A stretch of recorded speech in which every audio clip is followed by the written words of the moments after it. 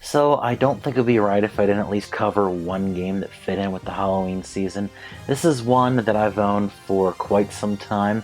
I'm sure many of you out there played the original Castlevania, but I doubt that many of you played the Sharp X68000 version. Perhaps a little background is necessary. The Sharp X68000 was a computer platform which never made it out of Japan.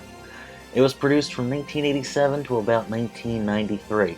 Now, I don't know a ton about it, but it had a lot of games produced for it, most notably a great number of titles from Konami. One of which being this game, which was entitled Akumajou Dracula.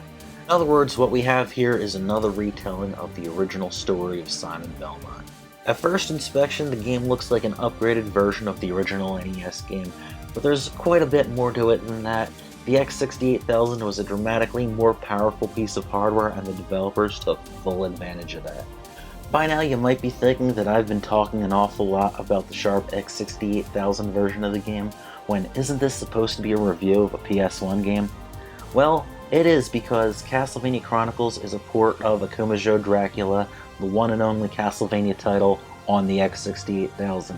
It was ported to the PS1 in 2001, which was fairly close to the end of the PS1's life cycle, making it one of two Castlevania titles released on the console, the other of course being Symphony of the Night. The Castlevania Chronicles disc contains two versions of the game. One is the original Sharp X68000 version, which you've been seeing gameplay throughout this video up to this point, and then the other is an arranged mode, which is a little bit more than just a fresh coat of paint on what was an 8-year-old game at the time it was released on the PS1.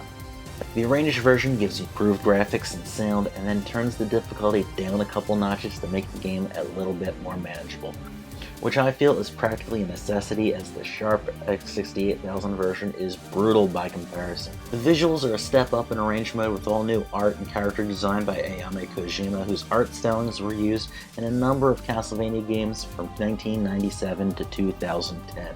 She chose to present Simon in a Beishonen art style, which is kind of jarring compared to the way he looks in previous Castlevania games.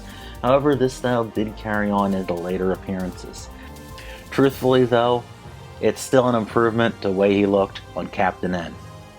While the upgrades are a slight improvement over the original version of this game, it still does not look anywhere as good as Symphony of the Night, which came out 4 years prior.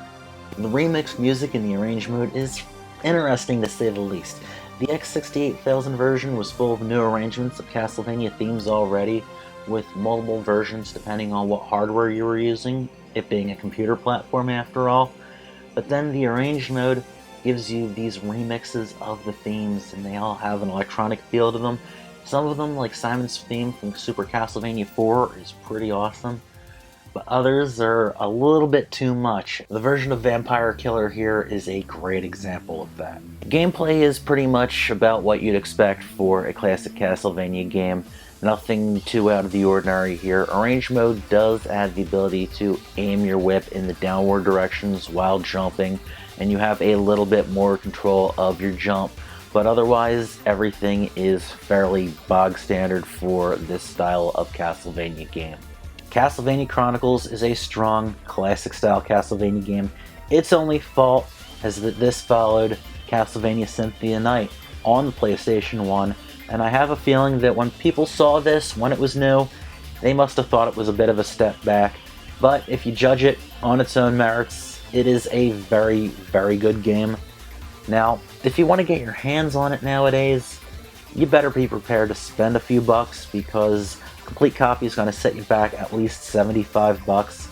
I've had this for about 10-12 years myself, and I paid close to $50 back then.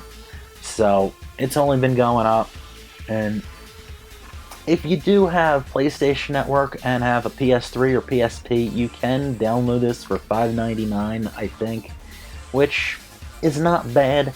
I don't know if it's 75 bucks good. If you can borrow it off a buddy and check it out that way, I say go for it. Or if you want to go download it on PlayStation Network, do it. But Unless you're a hardcore collector or a big Castlevania fan, you might want to leave this one on the shelf if you see it in the store. Hope you've enjoyed the review. Thank you for watching. Have a happy Halloween, and I'll see you next time. Take care.